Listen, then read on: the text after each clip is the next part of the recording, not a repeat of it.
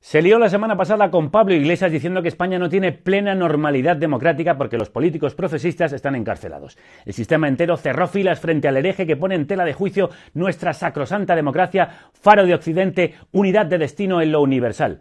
Yo debo de ser de los escépticos porque no me parece muy normal que Hasél entre en prisión por llamar ladrón al Borbón, al que por cierto la ley impide juzgar, aunque presuntamente lo es. Ni me parece normal que Cifuentes quede libre mientras se condena a quienes le hicieron el trabajo sucio. No me digas tú que es normalidad democrática que la policía apalice a ciudadanos en Linares, que a los de Alsasua se les juzgara por terrorismo, que lo hiciera una jueza que es familia de la Guardia Civil, la misma que ha juzgado a Hasél, que haya ahora más condenas terroristas por delitos de expresión que cuando estaba ETA. Es todo tan súper normal que la policía detiene a un rapero por letras inofensivas mientras los nazis hacen un homenaje a los que lucharon con Hitler. Normalidad democrática, como las cloacas del Estado, la justicia franquista y las fuerzas de seguridad que quieren fusilarnos a todos.